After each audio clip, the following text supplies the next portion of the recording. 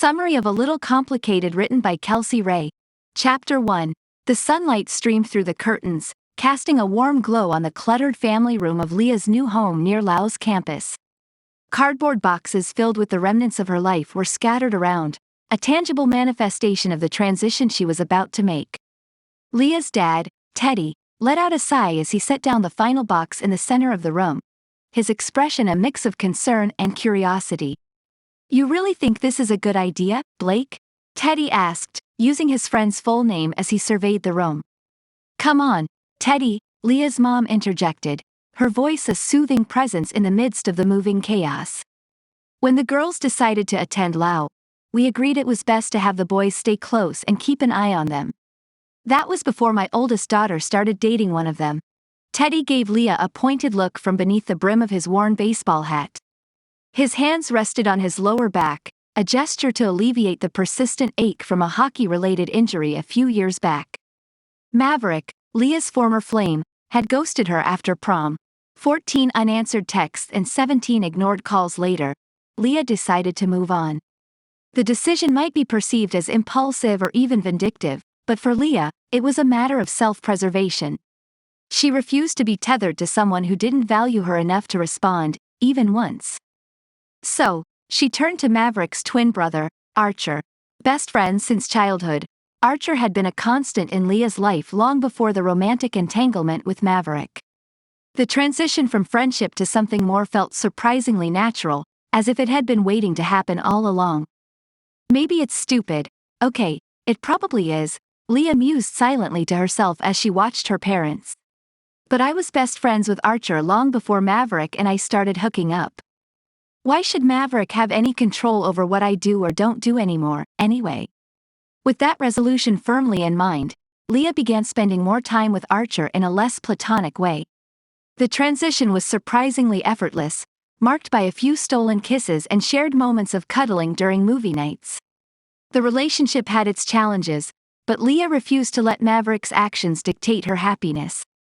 Her parents, initially skeptical, had come around to the idea of Leah and Archer as a couple.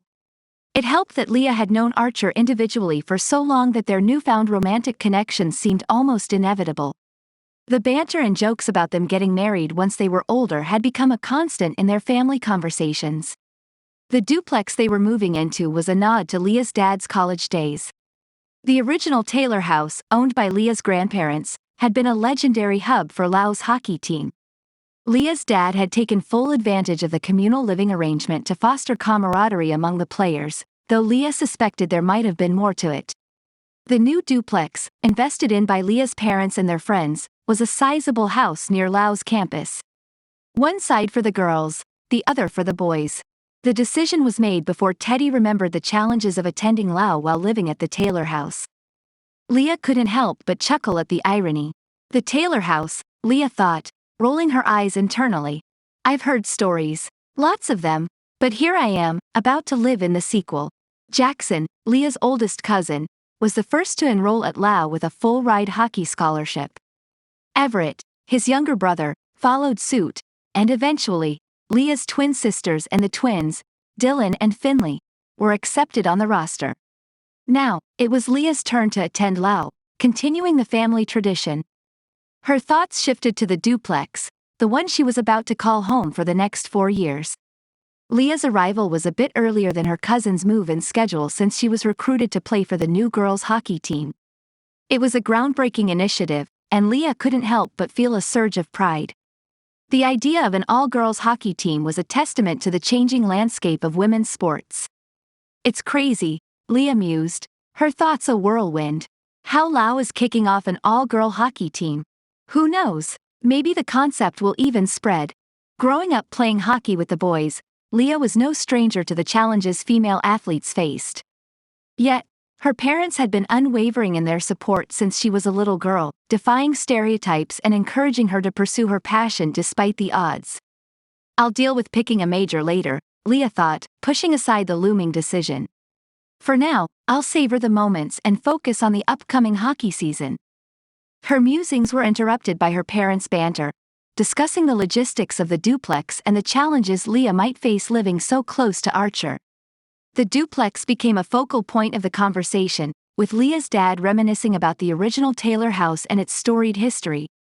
The discussion veered towards the motorcycle parked in the driveway, adding a touch of mystery to the unfolding narrative. Leah's dad questioned its ownership, prompting Leah's mom to speculate that it might belong to Reeves, one of their friends' kids. "It probably belongs to Reeves," Leah's mom suggested. "It's not like any of our friends would let their kids buy a motorcycle." Leah, ever pragmatic, pointed out that all the guys were now adults, officially over 21 and capable of making their own decisions, including purchasing a motorcycle without parental approval.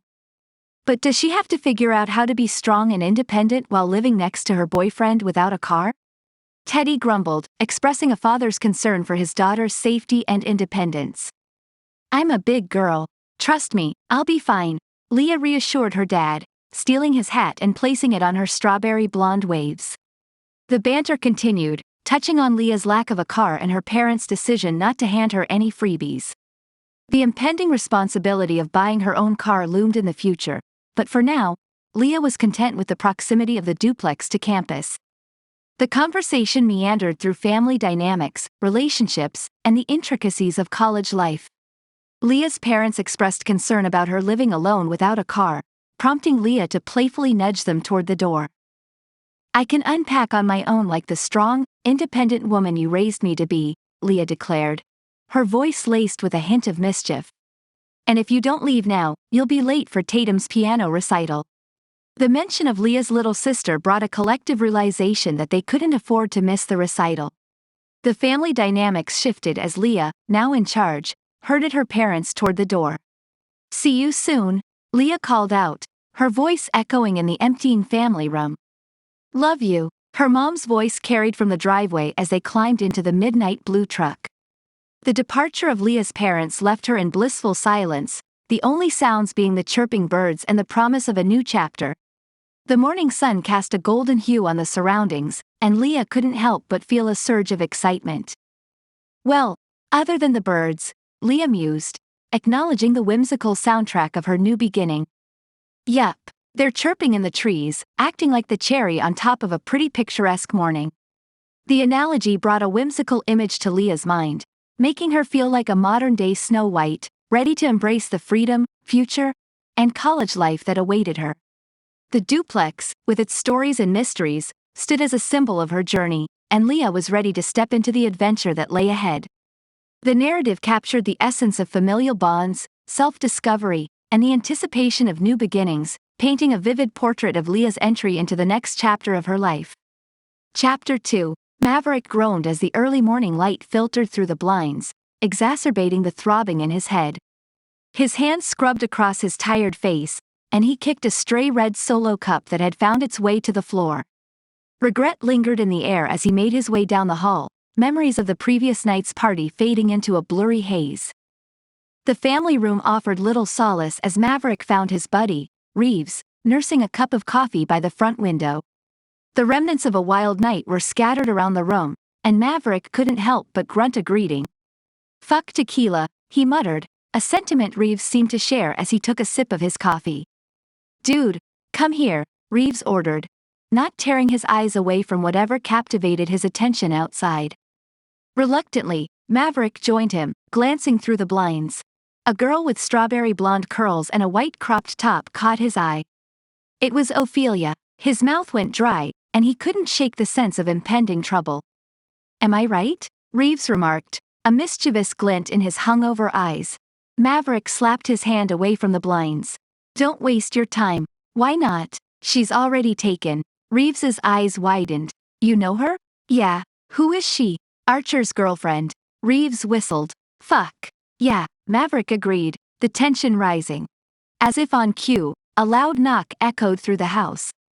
Reeves grinned mischievously, but Maverick warned him against whatever he was thinking. Jackson, Maverick's cousin, took charge and answered the door. "Jax," Ophelia's voice carried into the room as she threw her arms around him, her vibrant energy contrasting with Maverick's hungover state. "Hey, baby cousin," Jackson replied, returning the hug. "I'm hardly a baby, old man," she quipped, releasing him. Her eyes surveyed the room, landing on Maverick, who grunted in acknowledgement. Jackson caught her up on recent events, mentioning his new coaching position and a potential move to his uncle's penthouse. Ophelia's eyes turned to Maverick, and the tension thickened. The mention of a party tomorrow night hung in the air, and Maverick couldn't shake the feeling that trouble was brewing. As Jackson excused himself, leaving Ophelia in the company of Maverick and Reeves, the situation became increasingly awkward. Maverick braced himself for the inevitable conversation. "It's early," she started, attempting to diffuse the tension. "I don't want to intrude. I saw someone peeking through the blinds, so I figured I'd stop by and say hi." Reeves introduced himself, and Ophelia, or Leah as she preferred, reciprocated the greeting. Maverick's discomfort grew as Reeves hinted at future gatherings, and he couldn't help but intervene, warning him not to pursue whatever mischievous idea he had in mind. Jackson's departure only intensified the awkwardness. Ophelia, trying to be polite, glanced around the room, acknowledging the messy aftermath of the party. Maverick stood his ground, arms folded, his discomfort palpable.